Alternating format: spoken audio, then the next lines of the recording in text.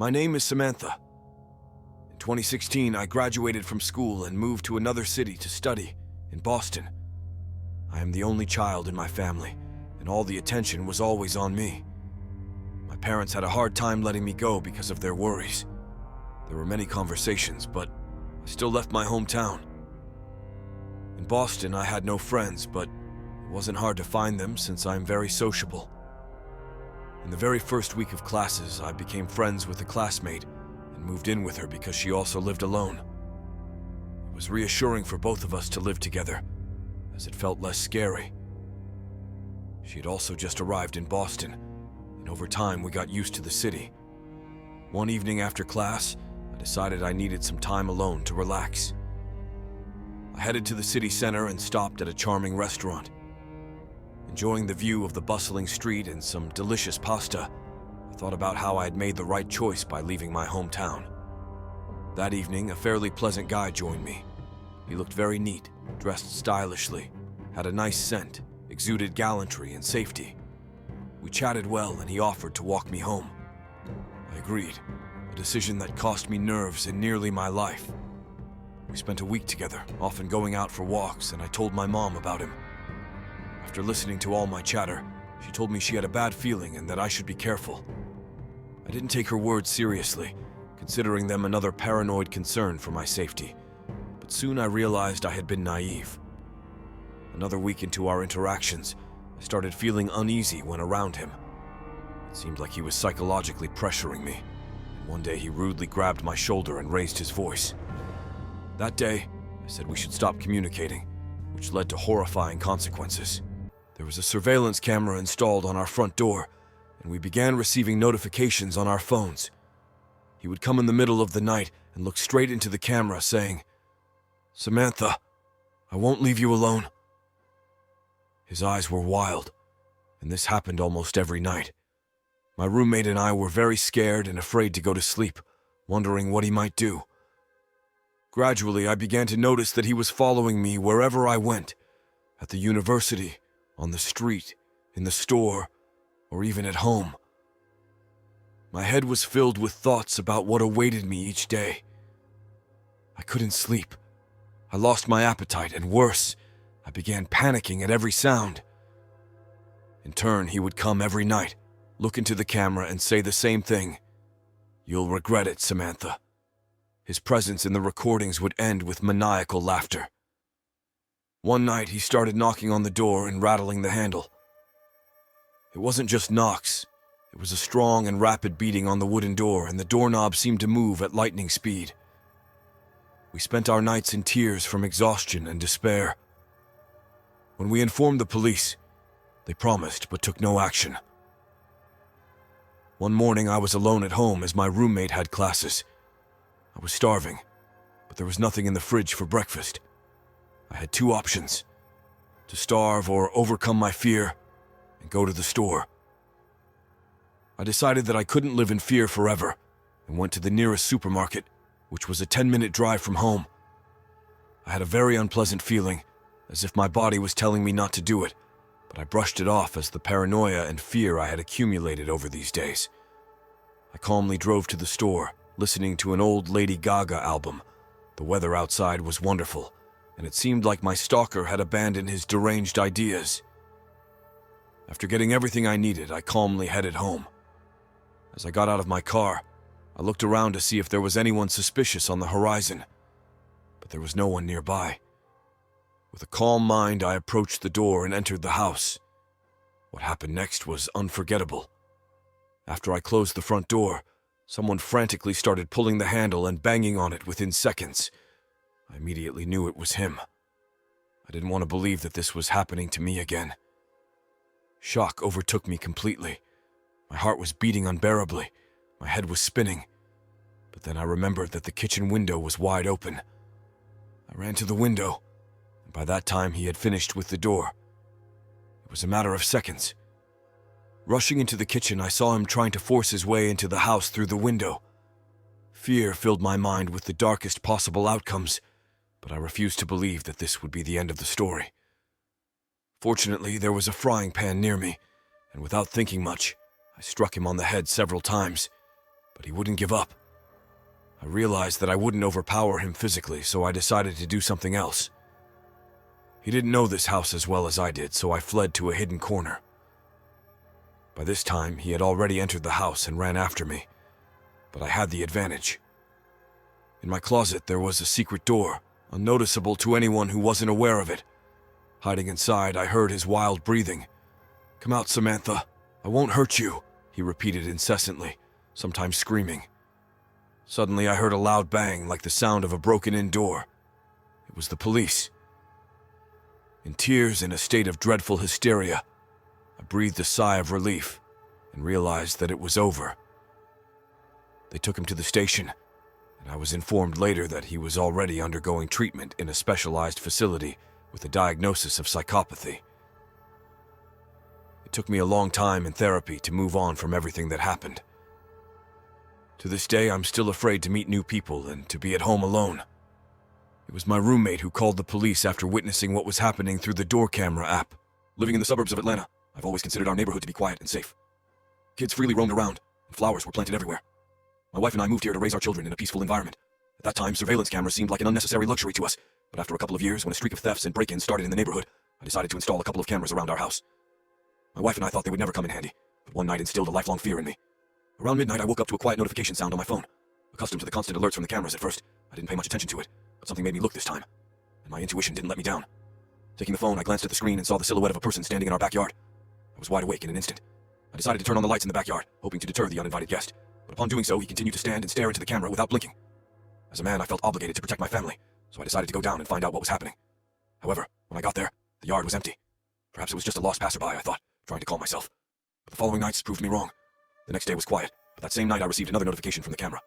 This time, a man was sitting in a chair on our porch, and like before, was staring intently into the camera.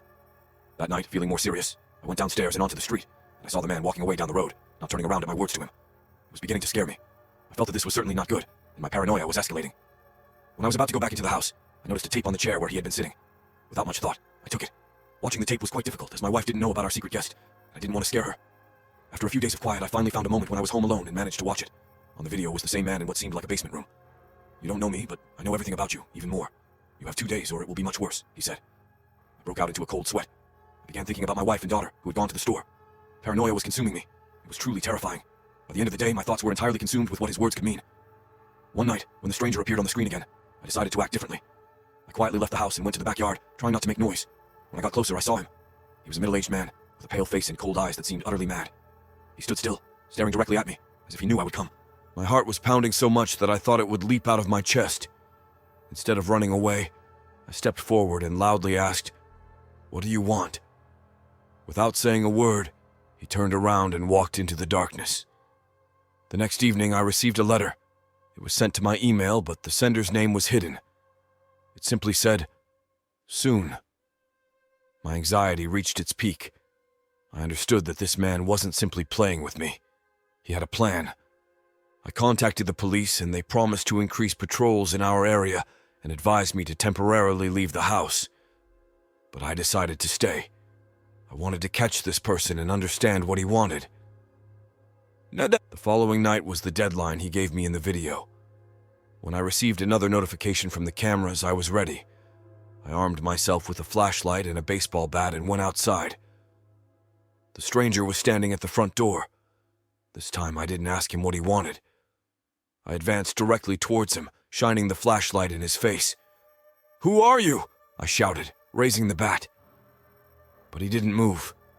His eyes gleamed in the light of the flashlight, and I saw a strange smirk on his face. Suddenly he spoke. "You don't understand," he said. His voice was cold and hollow. "I've been watching you for a long time. You need to know the truth." "What truth? What are you talking about?" I asked, lowering the bat. The man stepped forward, and I stepped back. "The truth about yourself," he said, and his smirk widened. His words seemed like nonsense to me, but they still kept me in fear. My hands were shaking, and I didn't know what to do. "Leave here, or I will call the police," I said. "You can't escape your fate. I will return," was the last thing he said before turning and slowly walking away, leaving me standing in the darkness with a deep sense of horror. I couldn't understand what he meant, but I knew one thing. He was dangerous. I decided that the next day my family and I would leave. We moved to another state, hoping that this nightmare was behind us. Several months passed, and life began to return to normal. We installed new cameras in the new house and started to feel safe again. But one night, as I checked the cameras before bed, I saw him. The man was standing at our new house, staring directly into the camera. The same madness was apparent on his face. I realized that he wouldn't stop. He would pursue me until the end of my days. That night I realized for the first time that sometimes, even when you think it's all over, the horror is just beginning. My name is Justin. I'm just a regular, modest guy, not particularly social, and certainly not one to bother anyone. For many years, I lived in a quiet and peaceful neighborhood in a small town in Tennessee. People here were friendly, and life flowed smoothly and tranquilly. But everything changed one night when I received a notification on my phone from my surveillance camera. I had installed these cameras a few years ago to protect my home from random break-ins and thefts. They were connected to my smartphone, and every time something moved within their range, I would receive a notification. Usually it was trivial: neighbor's cat, a tree branch swaying in the wind, or occasionally just an insect flitting across the lens. But what I saw that night caused my heart to stop. On the screen of my phone was the dark silhouette of a person standing at the very edge of the illuminated area in my yard. His face was concealed in the shadows, and he stood so still that I first thought it was a statue. Then the figure slowly turned its head and looked directly into the camera. All I saw were his glowing eyes. This sight made me feel uneasy, as if this stranger could see me through the lens, knew I was watching him. I tried to make out his face, but the darkness concealed all features. I then switched on the outdoor lights, hoping to scare off the stranger. The light illuminated the yard, but the figure disappeared, as if it had never been there. I ran through all the cameras, checking the footage, but I didn't spot him anywhere else. This strange encounter lingered in my mind. I constantly checked the cameras, even during the day, but didn't see anything suspicious. After a few days, I began to calm down, thinking it was just a coincidence. However, the feeling of unease didn't leave me. One night, around 2 a.m, I received another notification from the camera. This time, the stranger was standing closer to the house, almost at the porch. I turned on the lights again, but he was gone. I couldn't sleep for a long time, and the next morning I checked the entire yard, but didn't find any traces of a stranger's presence. After that moment, notifications from the camera started coming more frequently. The stranger appeared in different places around my house, in the yard, near the porch, each time closer, but always vanished as soon as I turned on the lights or went outside. I began to suspect that he was watching me and deliberately avoiding a confrontation. I called the police, but they didn't find anything suspicious. All they did was advise me to increase security measures and try not to panic. But I felt that these were not just random occurrences. Something or someone was clearly targeting me. With each passing day, my anxiety grew. I began to notice small things that I hadn't paid attention to before. Unfamiliar cars that lingered near my porch for long periods, strange phone calls without any answer, late-night conversations outside my window. It all formed a picture of persecution. One night, as I sat in the living room watching TV, I heard a faint rustle outside the window. I got up slowly and approached the window quietly, but I wasn't prepared for what I saw. He was standing right by the window, his forehead pressed against the glass. He was a middle-aged man with rough, almost feral features. He stood still, and he wore a crazy smile on his face. I had never experienced anything as terrifying in my life. In a panic, I grabbed my phone and started recording a video, hoping it would help the police. But as soon as I started recording, he turned and slowly walked towards the front door. I was trembling like never before. Fear completely overtook me, and at that time the man had already started knocking on the door. The knocks were light and infrequent, as if he wanted to taunt me, and he succeeded. I managed to capture everything on video instead of calling the police. The knocking eventually stopped, and I stood looking at the door, expecting something terrible, while the dead silence was killing me. But there were no more knocks. When I showed the video to the police, they finally began to take my problem seriously. They increased patrols in the area and promised to do everything possible to find this person. But even with their help, I didn't feel safe. After a few weeks of calm, the situation knocked me off balance. The stranger began to come every night, and each time his appearance was more terrifying. One day I found a note on my desk with the words, "I see you." My blood ran cold and I began to seriously fear for my life. That day I decided I couldn't live like this anymore. I packed my things and went to stay with friends in another city. I was afraid to leave my home, but it was even scarier to stay there. I didn't know what he wanted from me, and I hoped that a change of scenery would help me calm down and understand the situation. After a few days, I began to feel relieved. Late-night gatherings, heart-to-heart conversations almost made me forget about all this.